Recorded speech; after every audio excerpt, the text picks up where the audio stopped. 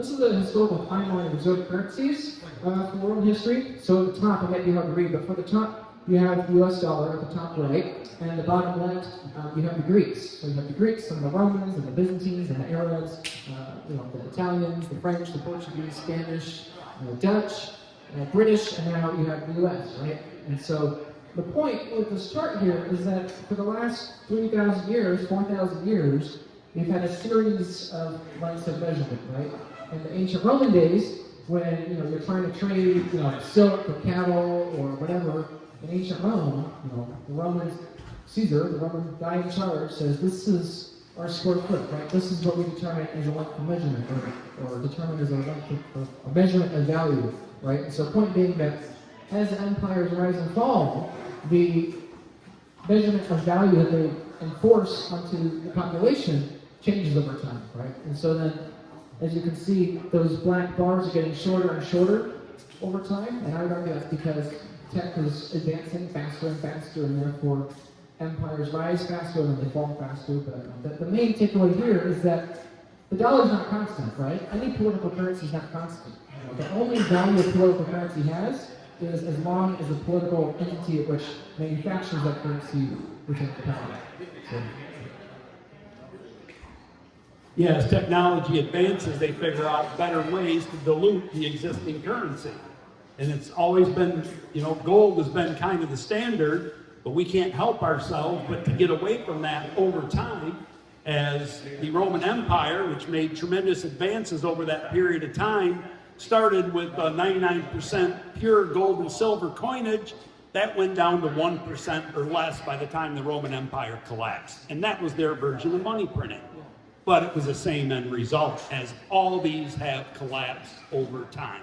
Yeah, again, the big idea is preserving energy over time. And if you have a political incentive to reduce the quality of that energy to get elected to the next cycle, humans are never going to do it. So for example, here in the United States, as a comparison, this is the total cumulative inflation in the United States from 1775 out until 2013. So this chart's actually about 13, or just about a decade outdated. So this chart would probably be roughly double what it is now.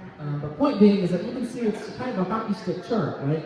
Now, to be fair, if we go back to the 18th, 19th centuries, there still are massive changes in inflation. Back to the Civil War, especially War of 1812, World War I, World War II. But we see a complete detachment from the previous 200 years in the 1960s and particularly 1970s. So, Mike, well, why is that? WTF, 1971, right? Yeah. That's a thing in Bitcoin, and WTF. What the fuck happened in 1971? Well, it's when we got away from the gold standard. Nixon abandoned the gold standard. It came on TV on August 15th, 1971, on a Sunday night at 6 o'clock, and he announced to the whole country that we are temporarily abandoning the gold standard, the convertibility of the dollar into gold. And you can see it. You can actually go back to about 1913, which we got picked out. That's the beginning of the Federal Reserve, where we had the ability to actually create currency. Of course, we went mad, and we created so much currency, we had to make gold ownership illegal. And gold ownership for the citizens was illegal up until 1971, when we abandoned it completely. And you notice before 1913, there was you had periods of inflation and deflation. But the dollar was very constant. The 1800s, if you mowed somebody's yard in 1800 and you saved that dime, in 1870 you could go buy lunch still with it for the most part. And that completely fell apart as we got the creation of the Federal Reserve, and then blew completely apart in 1971. Yeah, and I argue again, as multiple of you were talking earlier, we're trying to explain and understand, the problem is not the politics themselves, the problem is the technological failure, right? If you detach the meter stick from that fraction of the speed of light, well, all of a sudden now, that meter stick's just going to get worse and worse and worse every year. And that's the same idea that we have here. Detach the money from gold, which is the closest thing we've had to absolute scarcity, then all of a sudden you're going to have a bit more dollars, and I wonder why, right? So massive incentive to do that. And so this is a big problem. And so what most of us do is that we try to save what energy we have in various assets that are going to fall in value slower than the dollar, right? So the green line on this chart here is the U.S. stock market. So the S&P 500, the 500 largest publicly traded companies in the U.S., and the blue line is the money supply of the U.S. And so you don't have to be a chartist to see that the trend is very similar, right? And so unfortunately, over the last 16 years or so, people have begun to think that, oh, stocks are going up and they're going up forever. Oh, real estate prices are going up and they're going up forever, or gold, or any other asset. Before the 1970s, before that mid-20th century period, and at least in terms of the dollar, other currencies not so, but these things didn't go up in value, quote unquote, right? It's the same idea as a square foot. We are debasing the square foot, we are debasing the dollar, and therefore forcing values to go up, make people feel like they're richer every year, even though they're not necessarily richer. And so this is fundamentally why house prices go up. It's not that the house is any better this year necessarily than it was last year. It's not that the companies or the stocks you're buying are necessarily any better than they were last year. It's just that we're pricing it in terms of more political currency units. The stock market has become TINA, right? There is no alternative. So as interest rates got repressed for the last 15 years, you're getting 0% on your money in savings account. What are you going to do with your money? There is no alternative. You got to go buy stocks. The U.S. stock market, by the way, is valued higher than the rest of all the markets in the world by the most in history. So this is setting up to not work out good.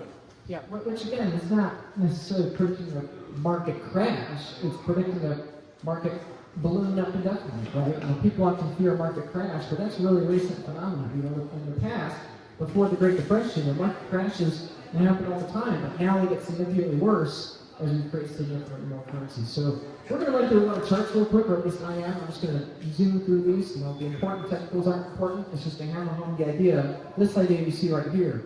Now, when you correct the money, when you correct this way of measuring value, you're inherently going to correct the incentives, right? You're going to incentivize people to pump the stock markets and the debt markets and the real estate markets, which then corrupt society, and it's a feedback loop. Does your spouse, do your kids, do your loved ones and beneficiaries know how to access your Bitcoin? Do you have a proper self-custody storage method to where there is no single point of failure? Not from yourself, not from your seed device, not from where your seed phrase is stored. Have you considered these questions? Have you gotten your UTXOs managed? Do you have jurisdictional arbitrage? Have you considered all the trust, taxes, and estate planning requirements that are associated with becoming a high net worth person? Because if you are buying Bitcoin right now, you are going to become a high net worth person. Are you prepared for the amount of Bitcoin you have to skyrocket in value 2x, 5x, 10x, or 100x eventually? That's the time horizon you should have. And so you need to be preparing today for that future. How are you going to custody your Bitcoin? How are you going to leave that Bitcoin for your future generations? Because after all, that's what we do this for, right? You're buying Bitcoin for your kids. You're buying it for your grandkids. So I highly recommend you start thinking in those long-term time periods now, because companies are coming, charities are coming, high net worth individuals are coming, and all of them are going to realize that having an allocation to a multi-sig collateral custody vault is going to be something that is of serious consideration for them. So once you understand Bitcoin is a beautiful innovation for not having a single point of failure at the base layer currency, now you have to start seriously considering, how do I have my custody stored where there is no single point of failure? Okay, if you want to learn more about that, please click the link in the description. I have dozens of pages of free educational content for you and videos. I'm happy to help in that free way. And then if you want individual help, I'm also happy to help you join the Bitcoin Advisor, where you can be an ongoing client. You can become one of my clients, and I'd be happy to help you in the years to come to make sure your Bitcoin's protected, to where no matter what, no matter if thieves or scammers or spammers or yourself or your family or whoever, no matter whether it's due to theft or loss, misallocation, misplacement, or just other mistakes, I'm happy to help you and be that voice of reason in the coming years ahead. So click the link in the description. I'd be happy to help. Check it out. Thanks.